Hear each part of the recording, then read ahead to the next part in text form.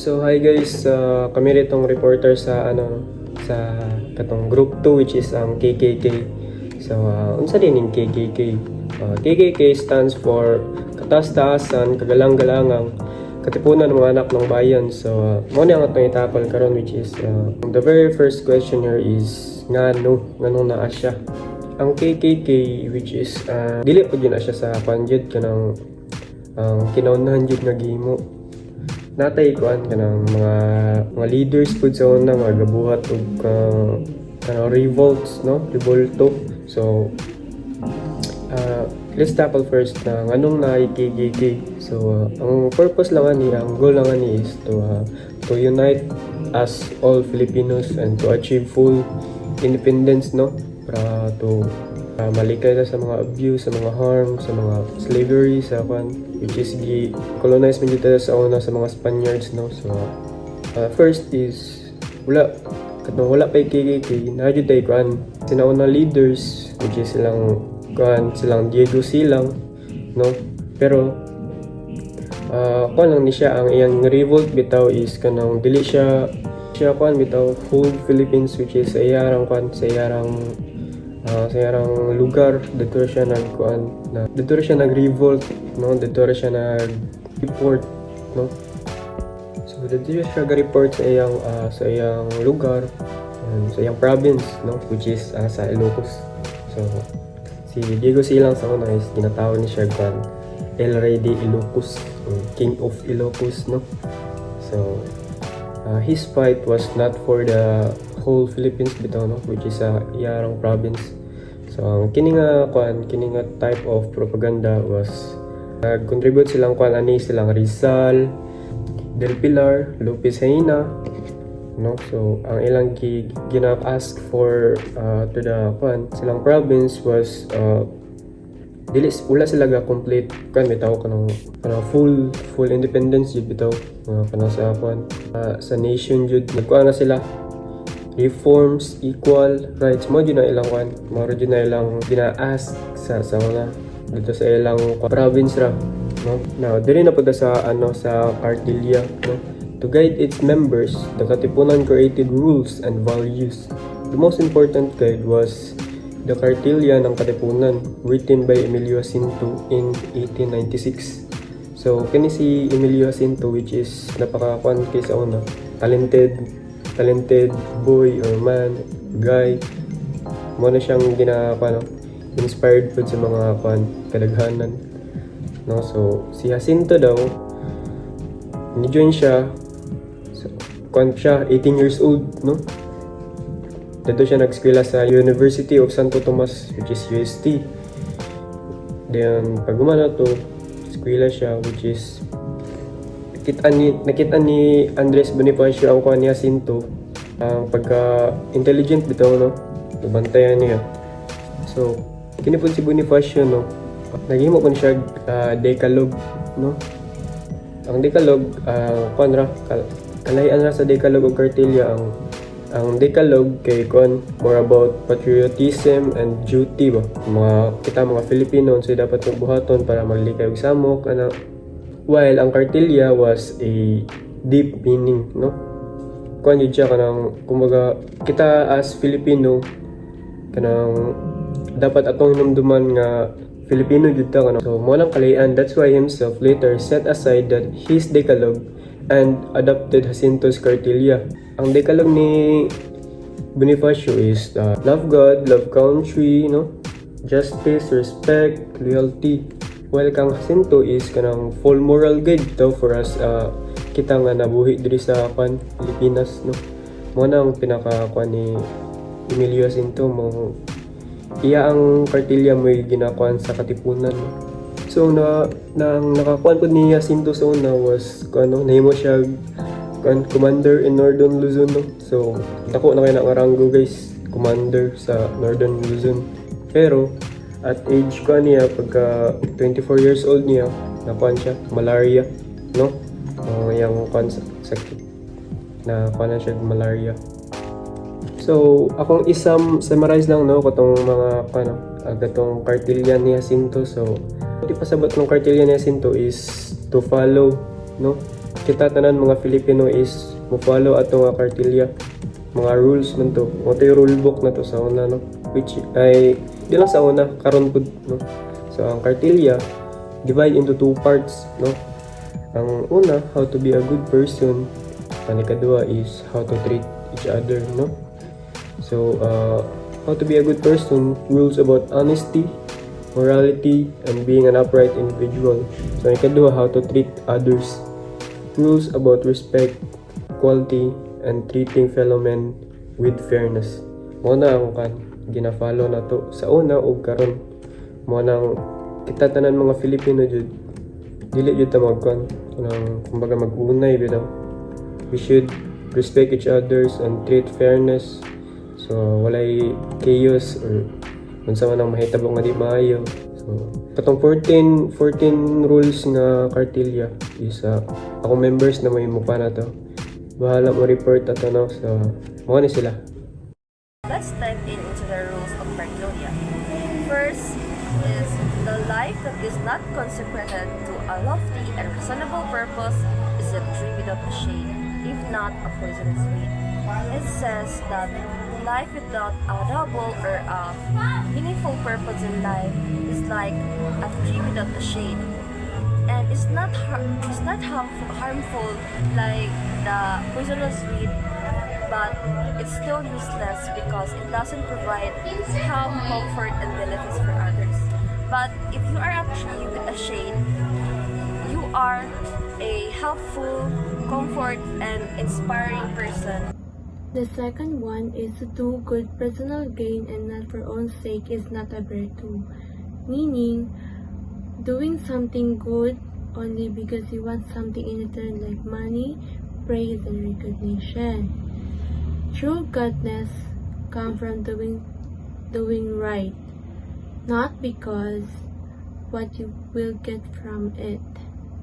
Example is, if you help a friend only because you expect them to do something you in return, it's not true kindness. But if you help a friend just because you care about them, that's a true kindness. The third one is traditional to be charitable and love one's fellow each other, creature, and not just to adjust someone's conduct, act, and the words what it is unreasonable. Meaning, it makes sense to be kind and loving towards others. The fourth one is whether our skin be black or white, we are born equal. Superiority in knowledge, wealth, and beauty to be understood, but not a superiority by nature. No one is naturally better than anyone just because of their race, background, and appearance. The example of this is a person who wealthy and not better than someone who is poor. Both people are equal in value, even they have a different circumstance in life. The fifth one is the horrible man refers to honor to be personal gain. The scoundrel gains honor. Meaning of this, ma'am, is a person to be who values honor and doing the right thing will choose the honor over the present benefits and profit. A person who stands for what is right, even it's hard, is honorable. On the other hand, someone who lies to get ahead or to make money, even it's dishonest, is a scoundrel. The sixth one is to be a honorable man is own screwed. Meaning of this, a person who honor keeps their promises and stick to their words. Like example, if you promise a friend that you will help them move, the honorable person will show how, or they will show up to help no matter what. They don't break their promise. Do not waste time. Wealth can be recovered, but not time lost. This saying reminds us that money or wealth can earn again, but time cannot return once if it's gone. So we should not use our time on useless think we should use our time to learn, to grow, and achieve our dreams. If we value our time, we can build a better future and achieve success. Defend the oppressed and fight the oppressor before the law are in the field means we must stand up what is right. Those who are suffering scared, they need our courage. The oppressor may seem strong, but truth and justice are stronger.